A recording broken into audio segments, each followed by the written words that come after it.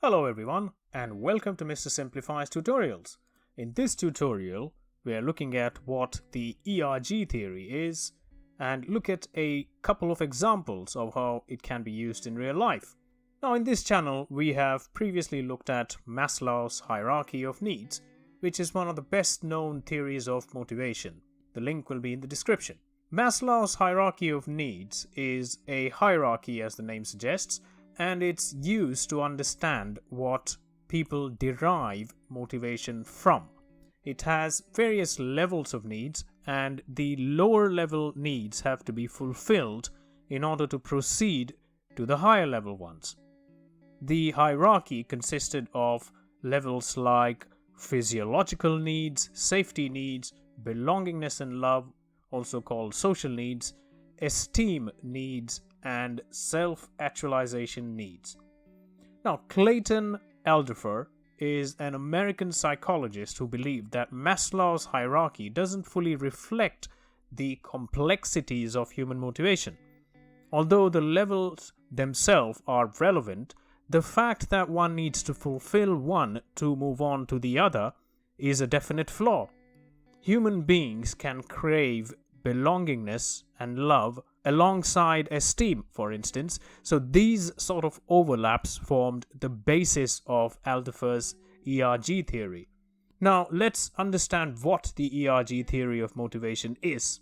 The theory proposed three needs that need to be satisfied for a person to stay motivated.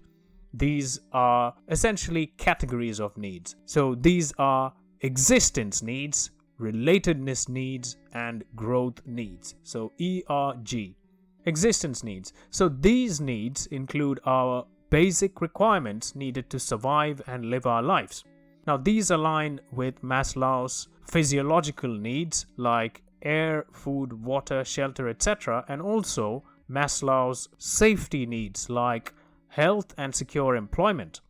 In the professional world, this need would be satisfied by employees receiving sufficient salaries to sustain themselves and also other benefits like bonuses, medical facilities, etc.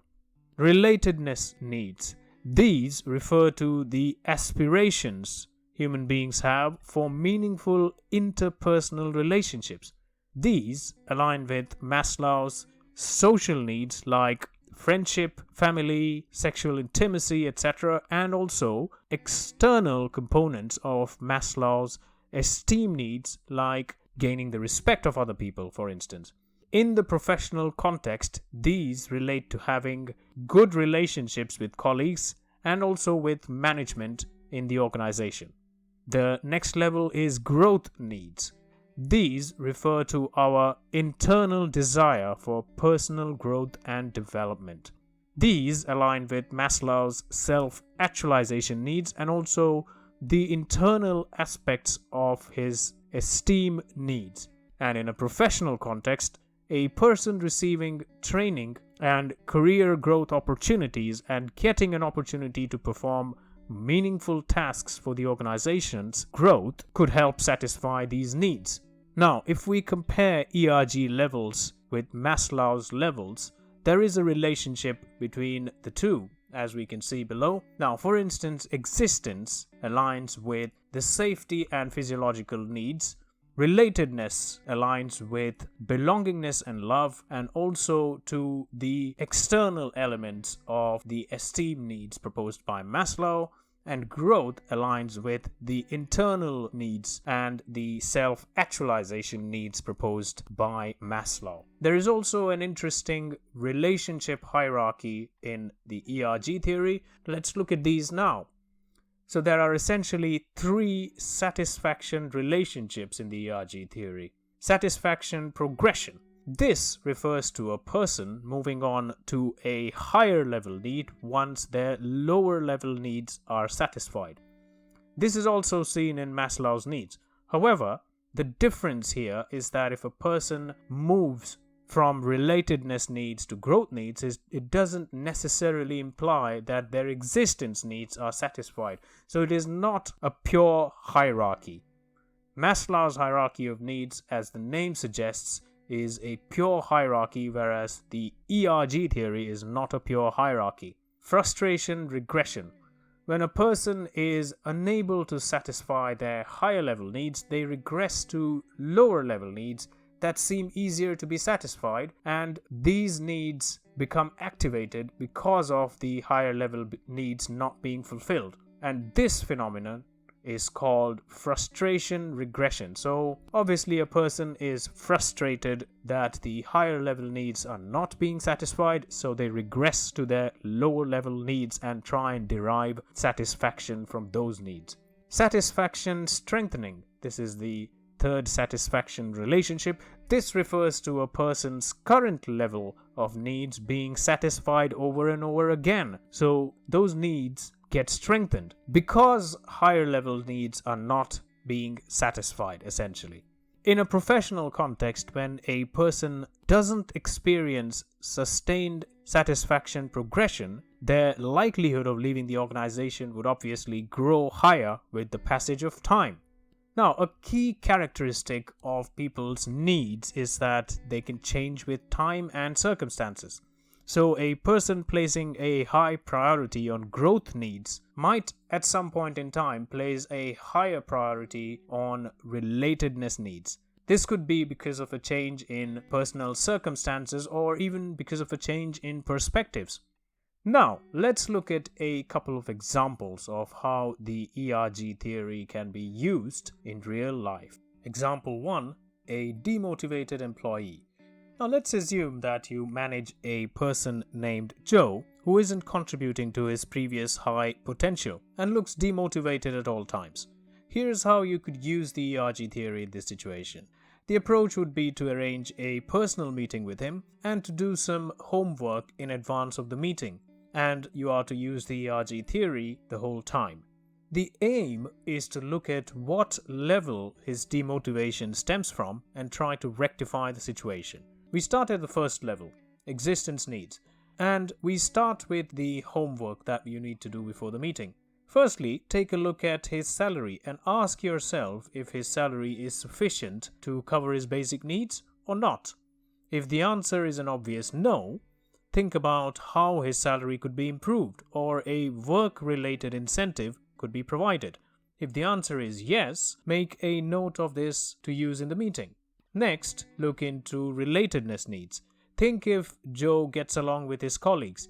If it seems like he does, think about if the company or your team provides him amenities to get to know his colleagues better. Lastly, look at his growth level needs. Now, you would know how long Joe has been with the business and if he has grown with the business or has been able to develop newer skills. If he hasn't been provided sufficient opportunities to train himself and develop newer skills, consider speaking to the training department. Now we get to the actual meeting. Starting at existence needs, ask Joe if he thinks he earns enough to sustain himself. If he's struggling to meet his needs in his own opinion, despite getting a fair salary, ask about his lifestyle choices, his expenses. Ask about if any circumstances or any new circumstances rather are responsible for him not being able to sustain himself. If this level is the source of his demotivation, consider raising this with the company to provide him financial assistance or performance incentives. Moving on to relatedness needs, ask Joe if he gets along with others or if there are specific people that he doesn't like interacting with. If this is the source of his problems, you could think about ways to normalize the situation, like arranging Joe to meet with the people that he doesn't get along with and trying to come up with a way to try and get them to get along with one another. Moving on to growth needs, check if Joe has any personal development and growth needs which aren't being met. Check if he feels fulfilled in this department or would rather work in a different department or team and make a better contribution there. This exercise should help you understand the source of his lack of motivation. And if the resolution needs further thought or input from the senior management, you will need to provide an assurance to Joe that you will look into it and revert back to him as soon as possible. Now let's look at the second example that we're going to cover here, career choices. Now, in this simple example, we are looking at how the ERG theory can be used to make career choices. Let's assume you have two job offers from similar companies that are offering career paths and are struggling to choose one that might suit you better. Starting at existence needs, ask yourself how much money you would need to sustain yourself. If you're looking to move cities for your job, think about how much more or less expensive your new city would be and how your new job could help you survive. Perhaps one of the two jobs is paying higher but is in a bigger city with higher expenses. Now moving on to relatedness needs. Does one company have a young workforce you would be more likely to socialize with? How many people are you expected to work with directly in both of the roles? Does one job ensure that you deal with more people on a day-to-day basis? Does either company have more social or team building events as seen in their website? So these are some of the questions that you can ask in relation to your relatedness needs. Now moving on to growth needs, start with asking yourself what growth and development mean to you in practical and realistic terms. Try to find out which company provides better training and growth opportunities. Do some research and look at advertised success stories of employees who have spent a lot of time and have grown in both of the organizations. And at the end of this exercise, it should be easier for you to choose one of the two roles. And now it's your turn. What other context could you use the ERG theory in? Do you think you would be able to use the ERG theory in the context of a young professional setting up a new company? Or is there any other context that you think the ERG theory could be very applicable to? Let me know in the comments. And as usual, thank you very much for your attendance to this tutorial, and I hope you like the content in this channel. If you do, please press the like button, please subscribe to the channel, please share the content from this channel, and please take very good care of yourself. Thank you very much. Bye-bye.